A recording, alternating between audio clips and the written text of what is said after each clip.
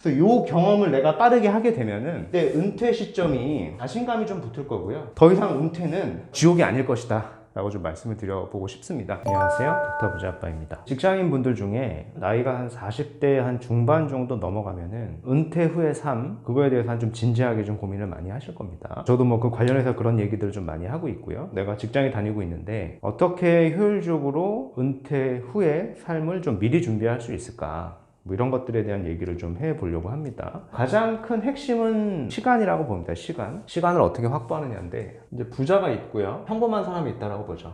평범한 사람은 그냥 직장인이라고 봅시다. 이제 흔히 알고 있는 게 똑같이 주어지는 거는 이제 시간이라고 생각을 하잖아요. 24시간. 근데 24시간이 공평하게 주어지지가 않아요. 그러니까 부자이신 분들은 자신만의 어떤 시스템이 있어요. 회사가 되겠죠? 여기에 시스템을 위해서 일해주는 직원이 존재를 하죠. 그렇다 보니까 주어진 시간은 24시간인데 이게 이제 곱셈이 되다 보니까 24시간을 기하급수적으로 더 많이 만들어내죠. 그래서 나를 위해서 더 많이 일을 하게 만들어 놨죠, 이미. 그래서 더 부자가 되는 겁니다. 평범한 사람들은 부자가 될 수 없는 거고. 근데 반면에 내가 평범한 사람이라고 하면 24시간이라고 하는 시간도 사실은 없어요. 한 6시간은 잠자야 되고, 그리고 뭐 2시간은 밥 먹어야 되고, 그리고 게다가 한 8시간은 또 남을 위해서 일해줘야 되지 않겠습니까? 여기다 뭐 출퇴근 시간까지 하고 하면은 실제로 나한테 남는 시간은 이 8시간도 채 되지 않아요. 근데 이 8시간조차 내가 어떤 시스템을 만드는데 노력을 하느냐? 사실 그렇지가 않죠. 그냥 헛되이 흘려보내죠. 결국에는 내가 은퇴 후의 삶을 준비하기 위해서는 직장인으로서 이 시간을 잘 활용을 해야 되는 거고요.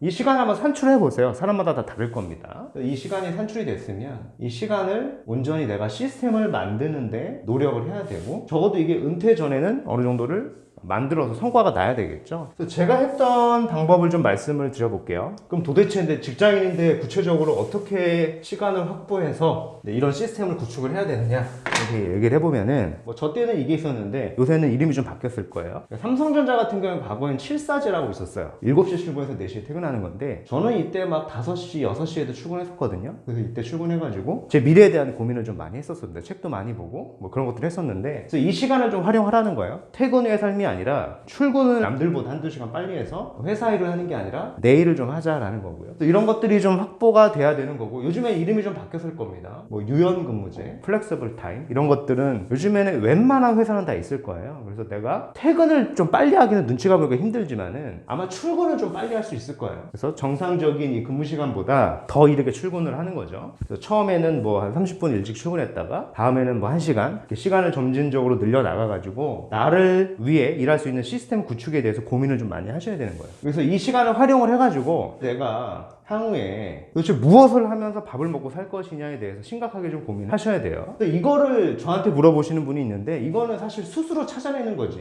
남이 해답을 주는 건 아니죠. 본인마다 스타일이 다 다르고 좋아하는 게 다르고 잘하는 게 다 다르니까요. 또 무엇을 할 것이냐의 해답은 크게 이제 2가지 골자에서 스스로 찾아내셔야 되는 거예요. 이게 뭐 투자가 됐든 사업이 됐든 이 2가지는 이제 같이 가야 되는 거니까요. 이 2가지 큰 골자 안에서 본인이 뽑아내야 되는 거죠. 그래서 이런 고민들을 많이 하다 보면은 결국에는 이게 나올 거예요.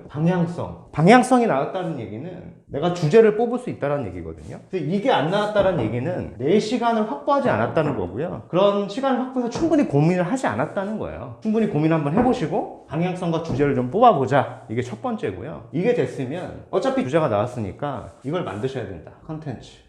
나는 앞으로 오프라인 사업할 거니까 컨텐츠는 필요 없다? 이게 아니에요. 앞으로 내가 오프라인을 하려고 하는 사람이든 뭐 온라인을 하려고 하는 사람이든 상관없이 내 컨텐츠는 만드셔야 돼요.